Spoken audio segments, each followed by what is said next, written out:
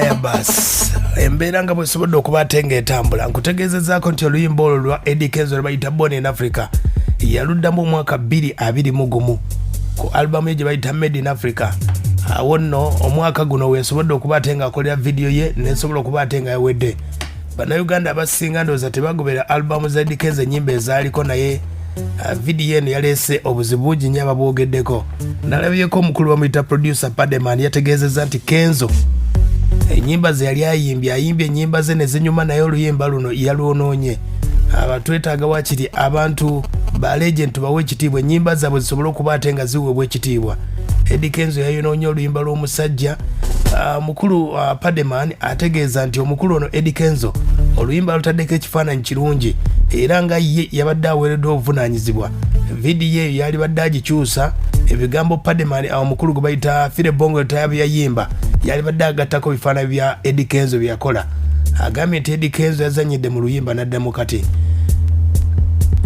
Omukulu ono yemuba producer ab'amaanyi bamuyita Paddy Man. Oluyimba lulina bridge, oluyimba lulina verses, oluyimba lulina intro, oluyimba lulina bridge. Kati bwe baatuuka ku bridge akola byabwe, you know, it's very bad. Ndowooza nti tulina okuwa mugenzi ono si naye yekka by the way n'abalala tulina oba respect ba legends abo n'abakyaliwo bamenya wano wammanga waliwo legend omugenzi Lutaya Fire Bongo Lutaya, Eri Wamala, Basudde, Moses Radio, Paul Kafero n'abalala.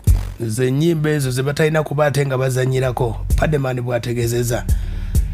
Omukulu Eddy Kenzo ng'akoma mu ggwanga anaatubuulira ndowooza mu interviews agenda okuba ate nga atubuulire lwaki oluyimba lw'omusajja yalwonoonye paka awo.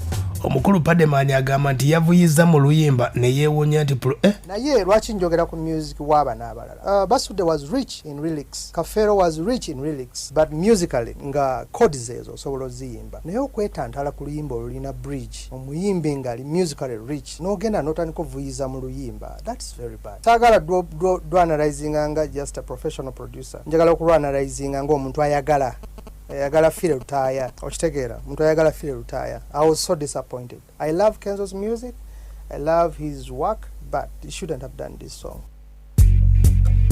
Oyo oyinza okwebuuza ni producer era n'okuyimba naye ayimbamu waba ayagalidde. Agamba nti ku video y'Eddy Kenzo makula mere ne audio nfu. Doing a song of a great artist soka webuuze. It's not because I am famous sirwa kuba nti manyikiddwa, it's because of my vocal ability. Okitegeera. If it was a raga song, that's fine. You can jam in it. Not just a raga song. Because if there's also a dancehall raga song, you can...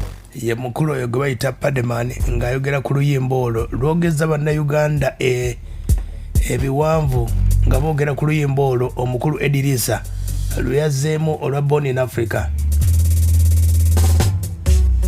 Tuba tukyali awo ku luyimba olwa Born in Africa ne zireeta Big Eye n'ategeeza nti oluyimba olwo naye nga bomanyi nti Big Eye bamusudiya nnyo okuva luli baali bamuleetedde ebyomu kuba obucupa kati bamusudiya nnyo nti gwe asinga okuyimba gwe saabayimbi biki byonna kati nga bomanyi nti basudiya ku intaneti bamugambye ddamu oluyimba lwe bayita Born in Africa osobola okikuba oluyimba olaba lulema Kenzo ate Big Eye. Ekisooka abantu bansabye oluyimba nduddemu era nja kuluddamu okusaba kw'abantu nakutadde mu consideration bangamba Big Eye tuyambe oddemu oluyimba lwa Fire Bongo Lutaya. Oluyimba yaluzeemu yalwonoonye yaluyimbye bubi nnyo so nange sinza kujeemera abantu abo be batuwagira so bannayuganda babeera nga bansabye Big Eye ddamu oluyimba lwa Born in Africa so nja kuluddamu leka tumalize connection first. Endongo y'eggwanga Uganda ye bamusaba busabe. Big Eye agamba nti Eddy Kenzo yayonoonye oluyimba amusinga n'okuyimba mbuulira Big Eye. Ffe tuyimbira abantu be bajajinga abantu babeera nga bagambye lufu ate nze anyawakanya abantu nze simanyi nze abampagira bagamba nze nsinga nze nkimanyi nti ndusobola era nja kuluddamu kuba abantu bagenza okugamba nti Big Eye luddemu nga bakimanyi nti nze nsobola okuluddamu obulungi. Oluyimba ngenda kuluddamu okusaba kwammwe kwatuuse era tusooke tunyumire connection mu maaso awo mulinde. Ye mukulu oyo gwe bayita Big Eye agamba nti oluyimba luno asobola okuluddamu Kenzo lwe yayimbye.